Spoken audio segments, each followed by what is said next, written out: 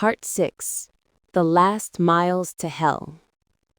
April 12, 1862, 11:04 a.m., near Calhoun, Georgia. The Texas was no longer just a locomotive.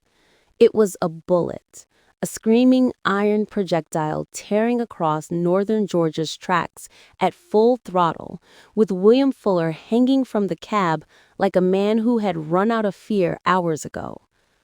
Coal dust coated his clothes, sweat stung his eyes, his legs shook from exhaustion, but he wouldn't stop. Not here, not now, not while the raiders still breathed. Up ahead, the forest thinned, revealing a long stretch of track cutting across a valley. The perfect place for sabotage, the perfect place to die. Fuller scanned the rail lines. His heart dropped. A rail joint was missing. "Wood! Break!" he shouted. But it was too late. The Texas thundered over the gap, metal screaming, the entire locomotive jerking violently sideways. For a split second, Fuller felt the world tilt. The wheels lifted 1 inch, 2 inches, and then slammed back onto the track. The Texas roared onward. Wood exhaled shakily. That should have killed us. Fuller didn't blink. They're out of tricks, or out of time. 11:17 a.m. The general is dying. Andrews could feel it. His stolen locomotive, the mighty general, was dying beneath him. The boiler hissed weakly. Steam pressure dropped with every mile. The raiders had thrown every tool, every rail, every burning tie they could slow the Texans. But nothing worked. The general wheezed forward like a wounded animal. His men looked at him, nerves fraying. "Captain," one whispered, "they're gaining." Andrews stared down the track. In the heat haze behind them, like a ghost rising from fire and iron, the Texas appeared. Closer than ever. Unstoppable. He took a deep breath. "We abandon the engine," he said finally.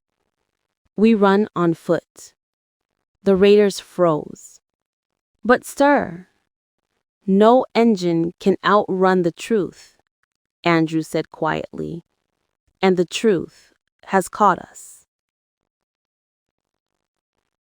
11:28 a.m. The final stand. The general sputtered, coughed, and rolled to a dead stop near Ringgold. Andrews climbed off first, solemn, composed, but hollow-eyed. He knew history would record this as failure. He also knew history would be wrong. The mission had nearly succeeded. Hours of disruption, destroyed tracks, severed telegraph lines, confusion deep in the Confederate heartland.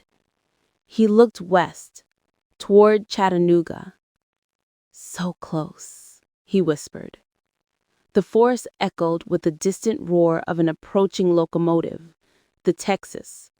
The raiders scattered into the trees. Moments later, the Texas burst into view, brakes shrieking, sparks flying.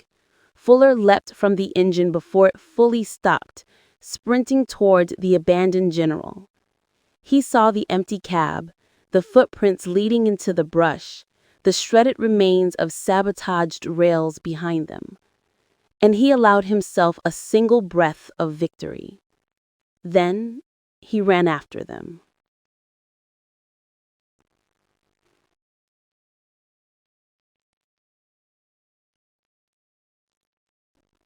"11:42 a.m. The woods turn against them. The forest swallowed the raiders, but it didn't protect them.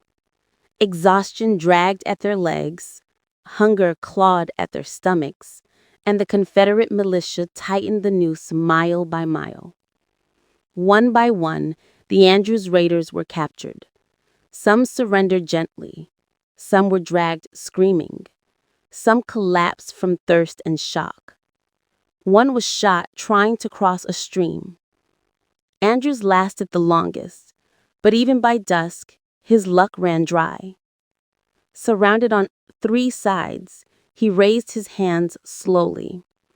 The Confederate sergeant who bound his wrists stared at him with the mixture of respect and hatred. "You almost tore the South in half," the sergeant muttered. "Almost." Andrews didn't answer. He simply gazed north, toward the land he would never reach again. Epilogue of Part 6.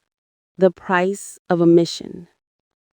Of the 22 raiders, 8, including Andrews, were executed by hanging in Atlanta.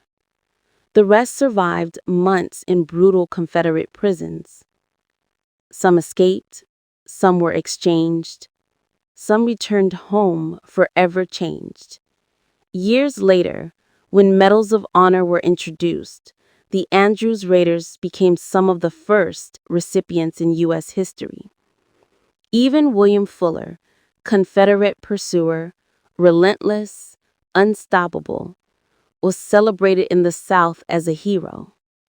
2 men on opposite sides, bound by fate, linked together forever by iron and fire.